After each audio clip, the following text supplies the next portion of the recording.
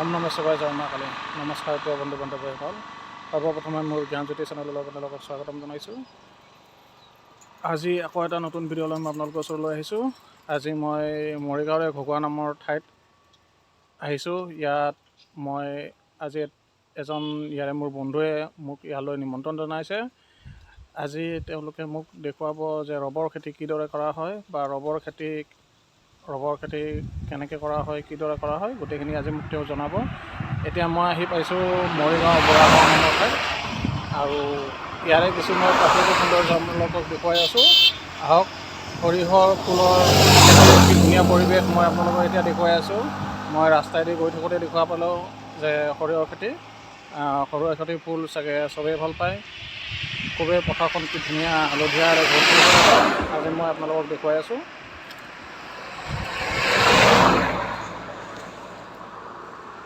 সৈতে কি ধুনীয়া হালধীয়া হৈ আছে পথাৰ ভাগ, আপোনাৰ চাই লওক।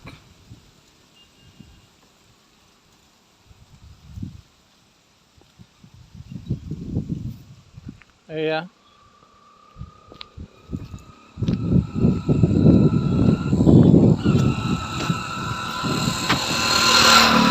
এতিয়া মই ইয়াত বেছি টাইম নকৰোঁ, কাৰণ আমি বহু দূৰলৈ যাব লাগিব। সেয়েহে এইখিনিয়ে মই ইয়াত দেখুৱালোঁ। ইয়াৰ পিছত মই আপোনালোকক ৰবৰ খেতিৰ বিষয়ে দেখুৱাই আছোঁ। বলক, মোৰ সৈতে আপোনালোকে ভিডিঅ'টো সম্পূৰ্ণৰূপে উপভোগ কৰক। মোৰ চেনেলটো ছাবস্ক্ৰাইব কৰিব, শ্বেয়াৰ কৰিব, কমেণ্ট কৰিব, যাতে মই আকৌ কিছু ভিডিঅ' লৈ আপোনালোকৰ ওচৰলৈ আহিব পাৰোঁ। আহক, এতিয়া মই পুৱাৰ গাঁৱৰ পিনে গৈ আছোঁ। এয়া ফাইনেলি আমি আহি দেৱিকা পাহাৰত উপস্থিত হ'লোঁ। দেৱিকা পাহাৰত যেতিয়া মই কৈছিলোঁ আপোনালোকক, ইতিমধ্যে মই কৈছিলোঁৱে যে আপোনালোকক আজি মই ৰবৰ খেতিৰ বিষয়ে দেখুৱাম। এয়া ৰবৰ খেতিৰ আহি মই উপস্থিত হ'লোঁ। ৰবৰ খেতিৰ বিষয়ে বিতংভাৱে আমাক কিছু বন্ধুৱে জনাব। মই এতিয়া তেওঁলোকক সুধিম যে কি ধৰণে কৰে, বা পুলি কিদৰে উৎপন্ন হয়, কি ধৰণে খেতি কৰা হয়, বা ৰবৰ কিদৰে উৎপত্তি কৰা হয়, গোটেইখিনি মই তেওঁলোকক মূৰৰ পৰা এটা সুধি গৈ আছোঁ। আপোনালোকে চাই থাকক মূৰতে সম্পূৰ্ণ ভিডিঅ'টো। এখেতে হ'ল ৰবৰ খেতিৰ মালিকজন। আচ্ছা, আপোনাৰ নামটো? নমস্কাৰ, ঋতুপন বৰদলৈ।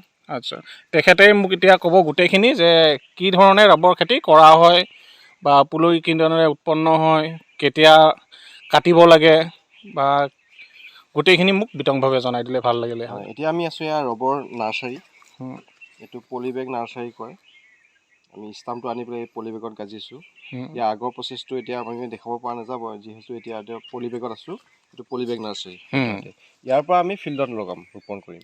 আচ্ছা, আৰু কি ধৰণে মানে কিমান দিনৰ মূৰত কাটিব লাগে, বা আঠাটো কিমান দিনৰ মূৰত ওলায় গছডালৰ পৰা যিটো প্ৰডাকশ্যন হ'ব, সেইটো পলিবেগৰ পৰা যিটো প্লেণ্টেশ্যন হয়, প্লেণ্টেশ্যনৰ পৰা আমি 7 বছৰ বুলি ভাবোঁ। 7 বছৰত এটা ৰবৰ গছ পৰিণত হয়, সি প্ৰডাকশ্যন দিব পৰা অৱস্থাত আহে। আচ্ছা, আৰু ৰবৰ যেতিয়া আঠাখিনি ওলায়, তাৰপিছত কি ধৰণে মানে ৰবৰটো বনোৱা হয়?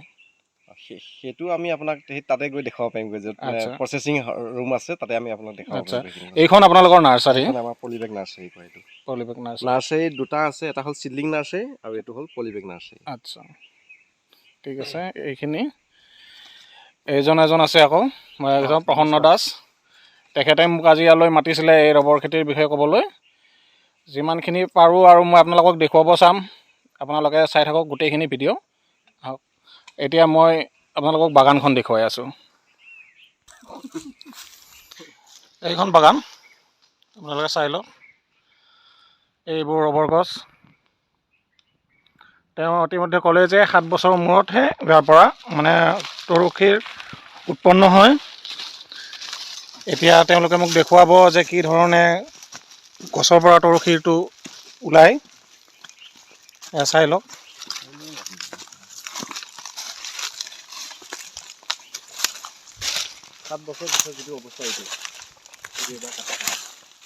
এয়া তৰশীৰ উলিয়াব এতিয়া।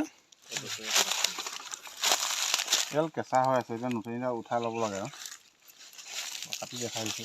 এয়া তেওঁলোকে বনোৱা প্ৰচেছখিনি মোক দেখুৱাই আছে। বৰ্তমান তেওঁলোকে ইয়াত এচিড দি আছে, ফৰ্মিক এচিড বুলি কয় এইটো।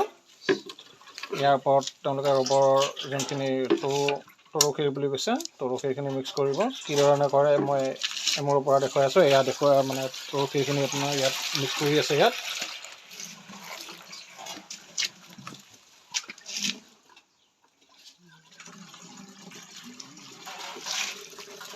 তেতিয়াহ'লে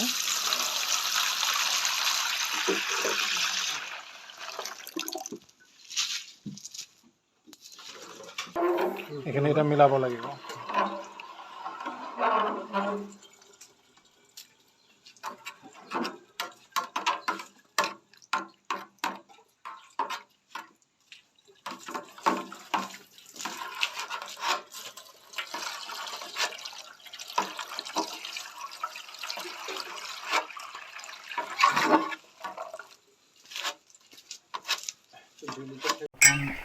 চিটখন মানে মেচিনৰ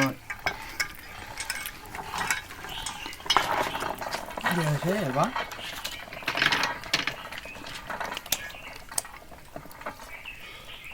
ঘূৰাই দিয়া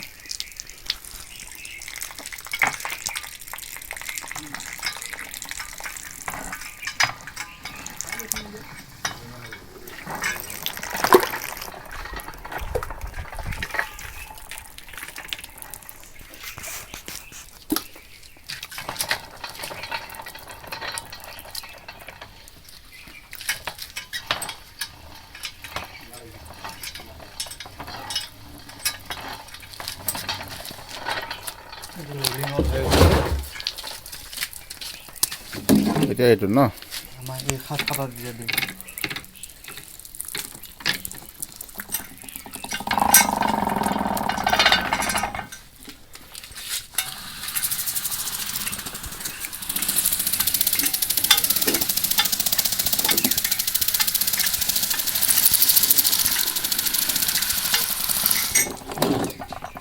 চিটখন দেখাই দিয়াচোন।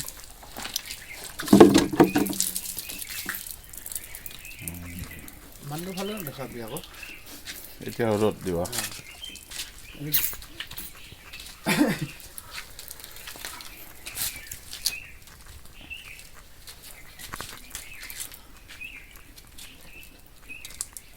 বঢ়িয়া।